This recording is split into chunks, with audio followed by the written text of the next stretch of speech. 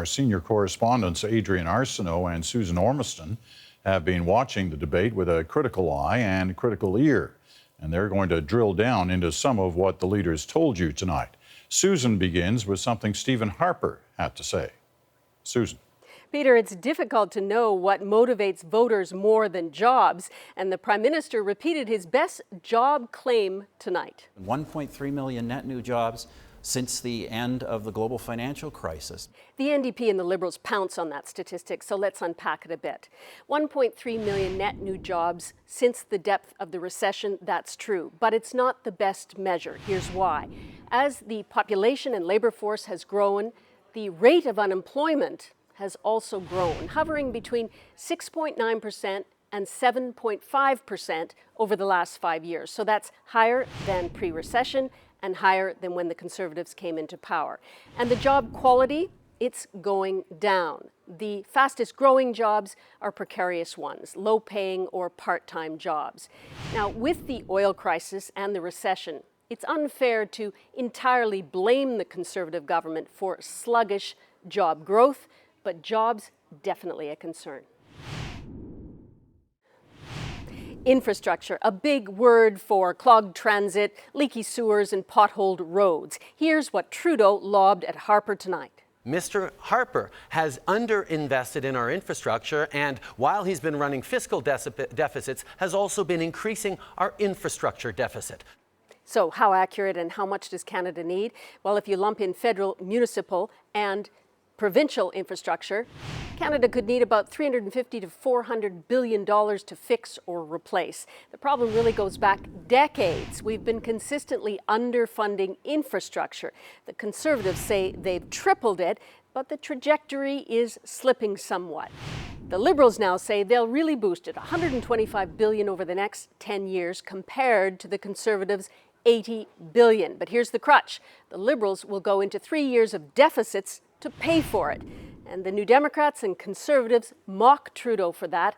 But economists we've spoken to say modest deficits for infrastructure could be defendable. It's still a hot debate, Peter. All right, Susan, thanks very much. Well, also the subject of hot debate tonight, Canada's oil. The opposition jumped on Harper early around his handling of the industry. Our senior correspondent Adrienne Arseanult now takes a closer look at that. Adrienne.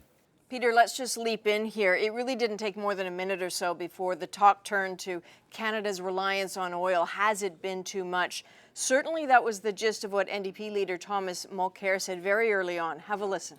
Well, I listened carefully to your question to the Prime Minister, and I was disappointed that he wasn't able to go beyond resource extraction. Mr. Harper put all of his eggs into one basket, and then he dropped the basket.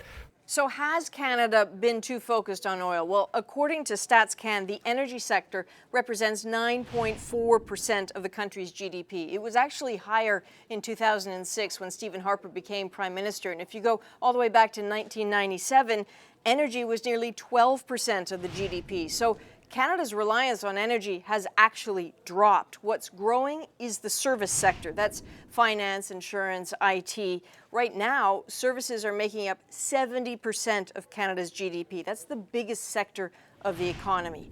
What about the future? What happens if oil prices stay low? Where are Canada's vulnerabilities? The Conference Board of Canada says this country has an innovation problem, maybe difficulty coming up with new products or different ways to be profitable. Canada ranks 9th out of 16 comparable countries. Possibly Canadian businesses didn't think they needed to innovate to be profitable, and that needs work.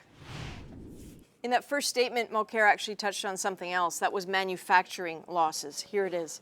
400,000 well-paid manufacturing jobs lost on his watch. What's happening with manufacturing? Well, as part of GDP, manufacturing has dropped more than any other sector of the economy, from 14.6% in 1996 to 10.4% this year. But the fact is, it's dropped in all the G7 countries, so Canada is not alone.